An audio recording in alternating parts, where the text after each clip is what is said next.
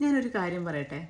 2035 ആ സമയത്ത് ഒരു ദിവസം ഒരു ഉച്ചയ്ക്ക് ശേഷം നമ്മുടെ ബെഡിൽ ഇങ്ങനെ ഇരിക്കുവാണ്.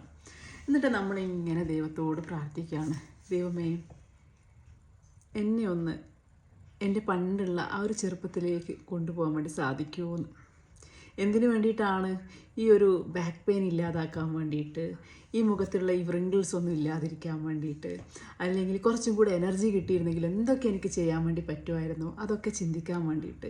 എന്നിട്ട് സ്വയം നമ്മൾ തന്നെ ഡൗൺ ആയി പോകുന്നൊരു സിറ്റുവേഷൻ നിങ്ങളൊന്ന് ആലോചിച്ച് നോക്കിയേ. കണ്ണടച്ചിട്ട് നമ്മളോട് തന്നെ ചോദിച്ച് നോക്കുക, ആ സിറ്റുവേഷൻ കാണാം.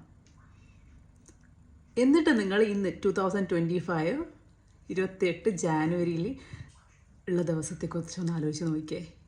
അങ്ങനെ അന്ന് ചിന്തിക്കാതിരിക്കാൻ ഇന്ന് നമ്മൾ എന്ത് ചെയ്യും? ഇത്തിരി കൂടെ നല്ല രീതിയിൽ നമ്മുടെ ആരോഗ്യത്തെക്കുറിച്ച് ശ്രദ്ധിക്കുമോ? കഴിക്കുന്ന ഫുഡിൽ ശ്രദ്ധ കേന്ദ്രീകരിക്കുമോ? വീട്ടിൽ കുക്ക് ചെയ്ത ഫുഡ് ഒരു 5 ദിവസമെങ്കിലും വീട്ടിൽ നിന്ന് തന്നെ കഴിക്കുക. പുറത്തെ ഫുഡുകൾ മാക്സിമം അവോയ്ഡ് ചെയ്യുക. പാക്കറ്റ് ഫുഡുകൾ മാക്സിമം അവോയ്ഡ് ചെയ്യുക. ഷുഗറിൻ്റെ അളവ് കുറയ്ക്കുക.